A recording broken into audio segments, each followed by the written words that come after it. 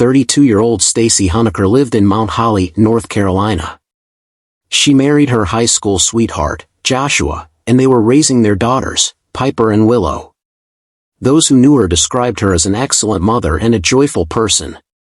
Yet, beneath this image of domestic bliss, something dark was developing. On September 23, 2018, Stacy's life was taken in a meticulously planned and chilling way. Born in Mecklenburg County to John and Susie Robinson, Stacy had two brothers, Eric and Paul, and a sister, Amy. After graduating from East Gaston High School, she earned an associate's degree in paralegal sciences from Gaston College.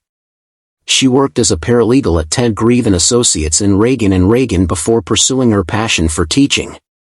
She taught at First Baptist Charlotte Preschool, then at First Methodist Preschool in Mount Holly, and later at the Stowe Young Men's Christian Association. Her friend Shell O'Day noted her talent for crafting, creating small painted wooden signs she sold. In the summer of 2018, O'Day visited Stacy's home to pick up a $50 welcome sign she had bought. Stacy met Joshua Lee Hunsucker while working at a department store. 2 years her senior, he was struck by her 5 feet 11 inches height, standing at 6 feet 5 inches himself. He asked her out repeatedly, but she initially declined. His persistence paid off when he joined her softball team after learning she played. Both were talented athletes with potential for professional careers. Their relationship turned romantic, and they married in 2010 in Myrtle Beach, South Carolina. Together since high school, they appeared happy to others. They welcomed 2 daughters, Piper Elizabeth and Willow Darlene. Joshua worked as a flight paramedic with Atrium Health's MedCenter Air since 2013. A former college football player, he was confident and persuasive. Stacy became a full-time homemaker, dedicating herself to her daughters. They enjoyed concerts and cookouts with friends, and O'Day described them as a charming couple who never argued. A lifelong member of Mount Holly United Methodist Church, Stacy was active in various groups. She loved crafting, beach trips, sports, and taking photos of her daughters and herself. However, hidden struggles surfaced. In February 2013, after Piper's birth, Stacy began experiencing unexplained medical issues. Her symptoms were vague but deeply concerning, leaving doctors puzzled. 5 months later, in July 2013, a devastating fire destroyed their home, wiping out their belongings and leaving them emotionally and financially shattered. Friends rallied to help, and Suzanne Steinbroner launched a GoFundMe campaign to cover rising costs. The page chronicled Stacy's worsening health. In November 2014, after Willow's birth, Stacy was hospitalized with dangerously low heart rate and blood pressure, spending days in intensive care. Despite numerous tests, doctors couldn't identify the cause, as if an invisible force was attacking her body. Suzanne updated the GoFundMe, writing, "The doctors were still stumped as to what was going on." In January 2015, Stacy was readmitted with a low heart rate, this time facing a life-threatening crisis. She suffered cardiac arrest, her heart stopping entirely. Placed on a ventilator, she fought for her life as doctors struggled to understand her condition. In February 2015, a shocking step was taken. Stacy, not yet 30, received a pacemaker, a drastic measure for someone so young, suggesting a severe issue with her heart's electrical system. Unbeknownst to anyone, her symptoms matched tetrahydrozoline poisoning, a chemical that, when ingested, can severely harm the heart and body, sometimes fatally. The pattern, unexplained low heart rate, blood pressure drops, and sudden cardiac events, pointed to something sinister. Joshua, with his extensive training as a flight paramedic, would have known the symptoms to expect, how to administer the poison in non-lethal doses to cause chronic health issues, and that standard tests wouldn't detect it, leading doctors to blame her heart. Susie, Stacy's mother, carried a constant worry. If she dreamt something was wrong, she'd call Stacy immediately. The medical emergencies brought crushing debt, despite GoFundMe support. Hospital stays, specialists, pacemaker surgery, and ongoing care piled up. Meanwhile, Joshua was orchestrating a sinister plan, creating a medical history to make Stacy's death seem inevitable and natural.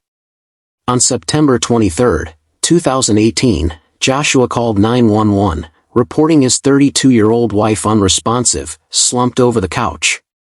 His account of his actions beforehand varied. To police, he said he was locking their cars due to recent neighborhood burglaries. To one friend, he claimed he went for a walk. To another, he said he was cutting wood for signs. To Susie, he said he was working on his laptop at the kitchen table.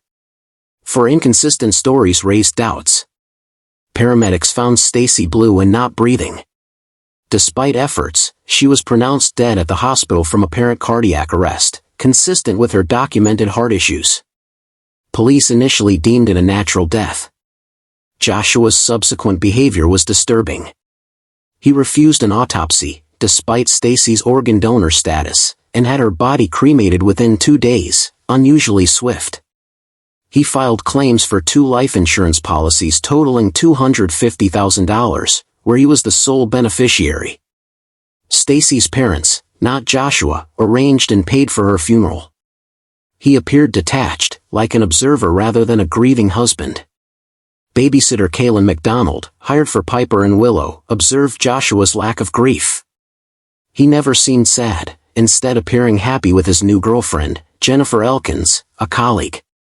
They openly planned a future together, discussing a new home, rarely mentioning Stacy.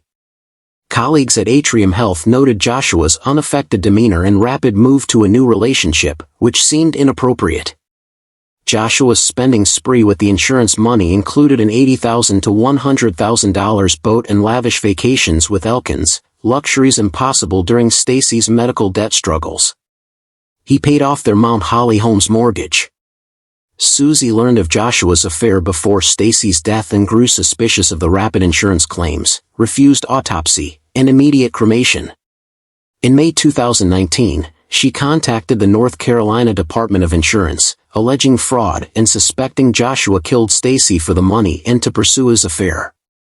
The investigation intensified.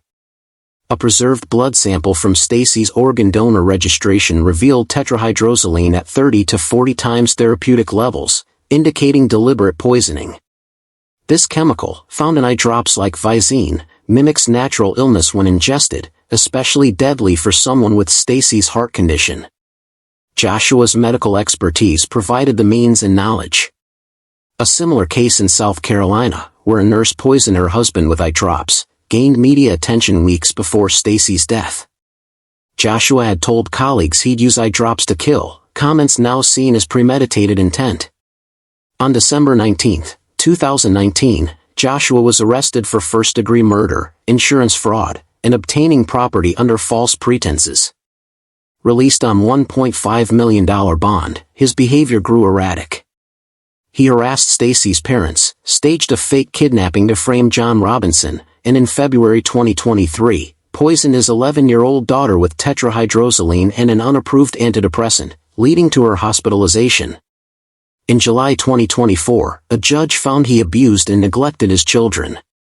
His bond was revoked in November 2024 for witness intimidation, and he remains in custody.